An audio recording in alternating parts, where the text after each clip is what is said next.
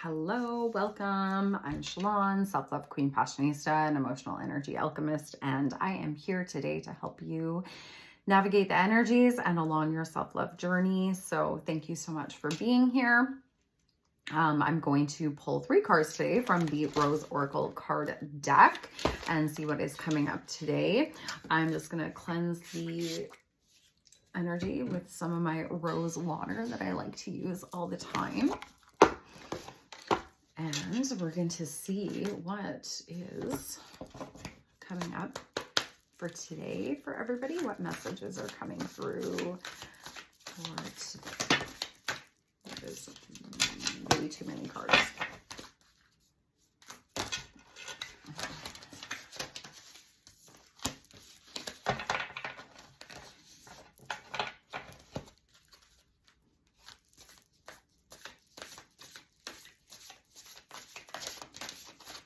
The energy is really, like, the cards are really sticky, so that means, like, the energy is really sticky right now.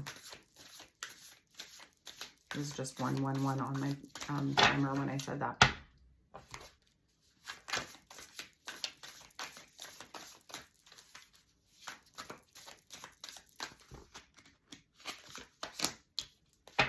Interesting. Okay, let's see.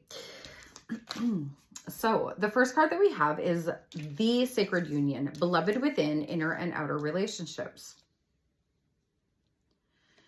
So Sacred Union is about, it says beloved within, right? Finding balance and harmony within, balancing the divine feminine and the divine masculine energy, okay? And inner and outer relationships. So when our inner relationship with ourselves is in balance and in harmony, then our outer relationships will focus or reflect that, right? So I don't know if I showed you the card or not, but this is the card.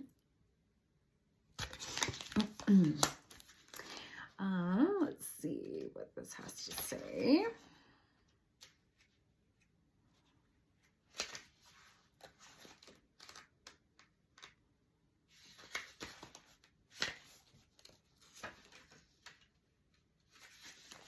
Relationships are how we grow. They cradle and stretch us through connection and division, love and hurt, compassion and separation. They invite us to return again and again to the most important relationship we'll ever have, the one with ourselves, right?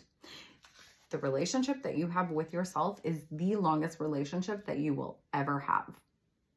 So I guess my question that is coming to mind right now is, why would you want to be at war with yourself every day?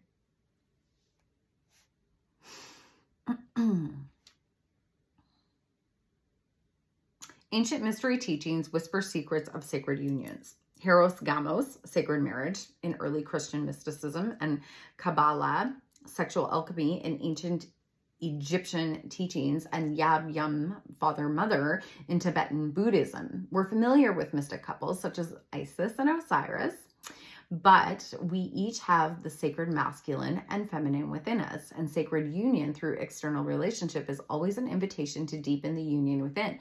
So if your relationships around you, okay, if there's conflict in your relationships around you, then you need to, like, we always want the other person, we always want to, like, confront the other person, right?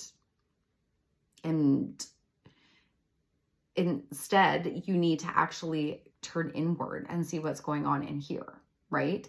Not that you don't want to communicate that with the other person and just be like, hey, I need, I feel like this is coming up right now, or whatever else, like, depending what it is, you may need to communicate on it depending on what the relationship with that person is, right? But sometimes it's our internal work, internal work that we need to do, okay?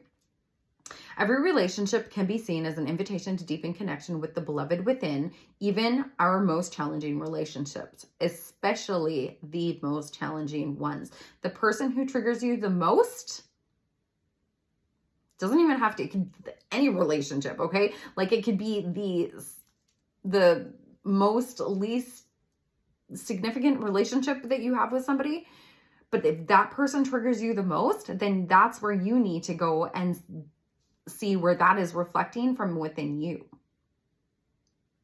Okay? Sometimes it doesn't have anything to do with you either, but it's always good to do like a check-in and see like, okay, what within me is, you know, out of balance here.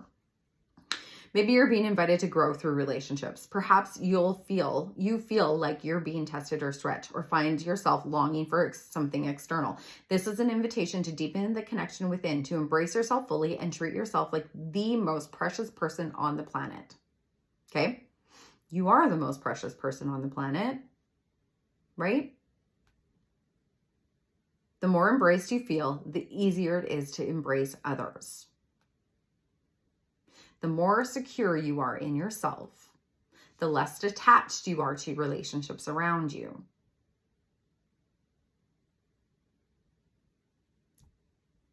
Okay? The less needy you are of validation, of people. Because what matters is how you feel about yourself in here, right? You only need your own validation, your own love, your own, when that in itself is full and balanced and harmonious, and you don't need that from other people around you. It's like the cherry on top of the sundae, right? Like from receiving that from other people, right? Because you're already whole within yourself. And then that just adds on to it. And then it's just continuously overflowing, right? But you're not dependent of it, because if that leaves, then you are still whole. You are still full. All right? And if you're wanting to deep dive more into this, I have the Heartbreak Handbook, and that link for that is in the description below. And that is an ebook that you can access right now and start diving deep into your own journey of healing your heartache, because I have done it many, many times, and I have learned so many lessons, and it goes through so many things in there that for you to create a stronger relationship within yourself. Sorry, my phone's dying. A stronger relationship within yourself, as so that can be reflected to you from your relationships around you. Okay. So the link for that will be in the description below. But your soul inquiry question is, how can you embrace yourself more? How can you fall in love with yourself more? Okay. What are you needing? What are you expecting from your relationships around you? Let's hypothetically say it's your romantic relationships, okay? When you romanticize yourself more, the people around you have no other choice but to step up into that vibration and project that to you, okay? Because they are your reflection of your internal world, right? So that was an amazing card. The next one is the Mystic Rose: compassion, devotion, humility, humanity, grace.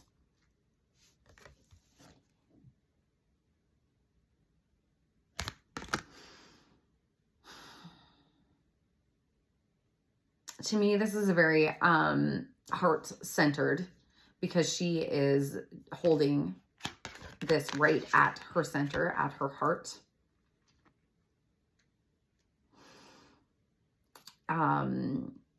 For me, this feels like compassion for yourself, towards yourself, giving yourself compassion and grace. We are so hard on ourselves sometimes. We are the most harder on ourselves than we are on other people, that's for sure. The rose was the symbol of the goddess of old. So it's no wonder that when Christianity absorbed large amounts or parts of the indigenous Celtic traditions in Europe, the mother goddess, Mother Mary, became associated with the rose. Perhaps the reason Mary is so beloved is because she was the only mother goddess who could be worshipped safely, and as such carries with her the devotion and yearning of all those who long to worship the goddess in a feminine form. Okay. Mary's connection with the rose is seen in some of her titles, including Rosa Mista, the Mystic Rose, and the Rose Without Thorns.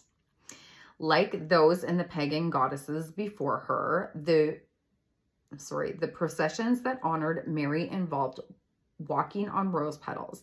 The church altered the stories of goddesses past, including those that featured roses such as Aphrodite turning the white rose red with her blood, putting Mary in the goddess's place. Churches were erected all over Europe and beyond, in many cases on the site of Celtic temples and places of goddess worship.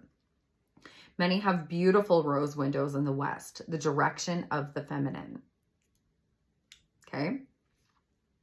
In dedication to Mary, Mother of the Rose. So this is a card of compassion, devotion, and grace. It encouraged us to soften towards humanity and to endeavor to see the world and see those who have hurt us with understanding, an open heart, and deep humility. Okay? When somebody hurts us, it is an automatic response to just put up a wall, right?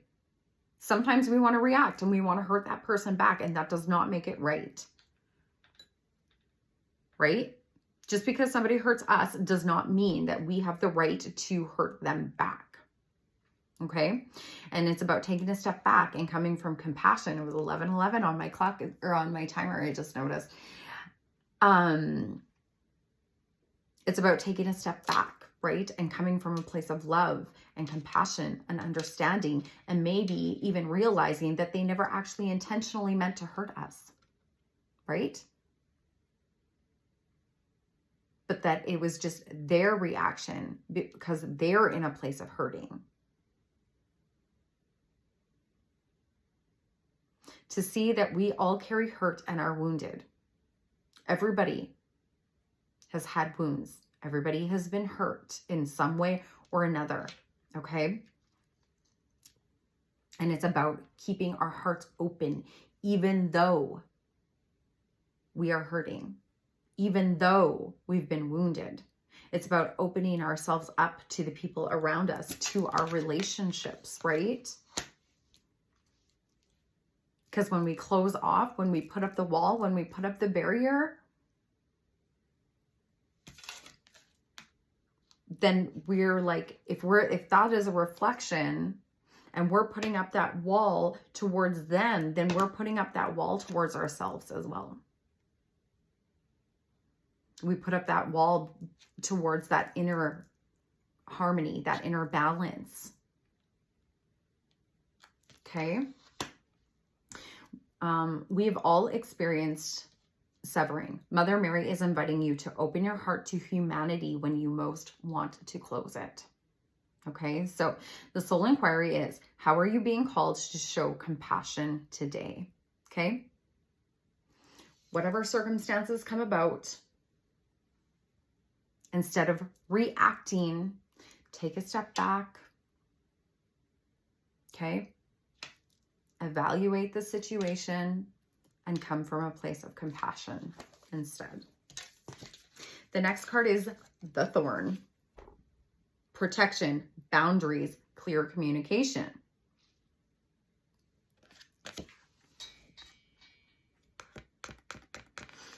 I'm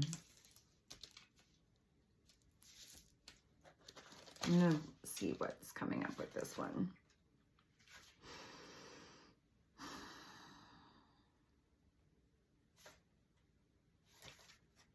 Apparently I don't know my alphabet very well today. So it says, the rose is the queen of all flowers. Her soft and often fragrant bloom takes our breath away from near and far, a bridge between heaven and earth. She has the capacity to act as a portal to our true selves and to call our soul more fully into our body. She leaves us in awe, allowing us to experience heaven on earth for a very precious moment. But the rose is not all gentle and soft. In fact, most roses are armored with spiky thorns and prickles of various shapes and sizes. These sharp protectors act like knights defending their queen, clearly setting the necessary boundary and conditions for her to do what she was born to do, which is bring heaven to earth, bridge heaven to earth, right? We too are like the rose. So often we don't get taught how important clear communication and loving boundaries are to our relationships.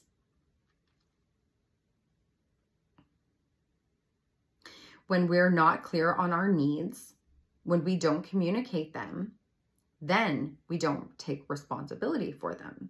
Okay? If we do not develop that inner relationship within ourselves, we do not learn what those boundaries are, right? We're unable to establish those boundaries from a loving, compassionate place, right? Being open to love doesn't mean allowing somebody to walk all over you, right? But it's about coming from a loving place, right? And if somebody is reflecting to you in your relationship something that you don't like, or if they're like trying to overstep your boundaries, then it's okay to communicate that as well from a loving place.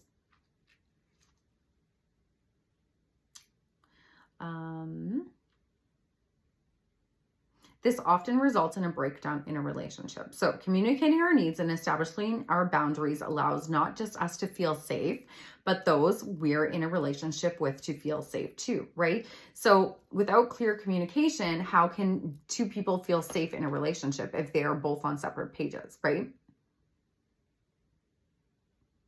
Because then you're allowing that person to know where your boundaries are. Okay. And then they feel safe knowing that if they want to honor that or not as well, right?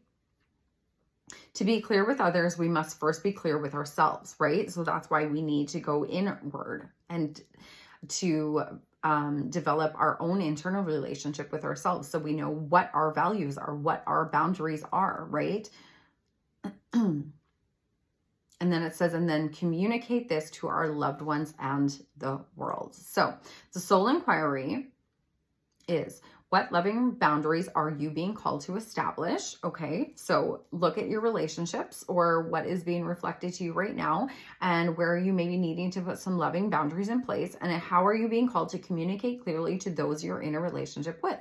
Coming from a place of compassion and grace, okay? It does not need to be aggressive all the time. We seem to think that just because we need to be firm in ourselves, that it needs to come from a place of aggression in order to be heard, right? And actually that is your inner child yelling out because they were never listened to. They were never heard. They were never acknowledged. So they think that they need to yell, right? In order to be heard.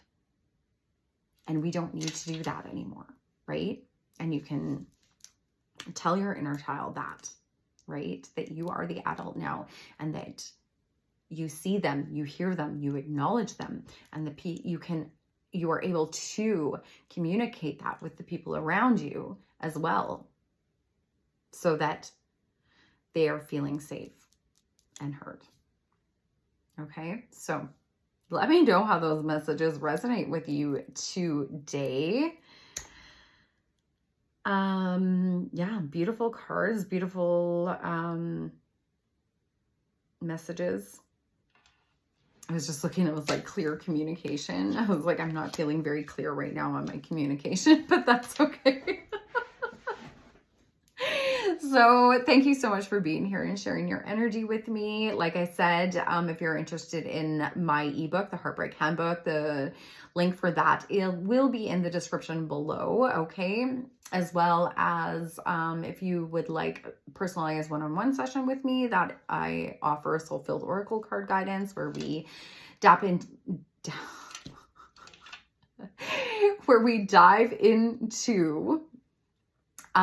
limiting beliefs that are keeping you stuck along your journey, and we clear those and help give you some tools and techniques to guide you along your self-love journey, as well as I have Self-Love Queen Academy coming up in September, and that is for you if you are ready to dive into your self-love journey and find other like-minded women who are on the same path and are ready to form a stronger connection with yourself as well as healing the inner child, the divine feminine, divine masculine within us, and really deep diving into,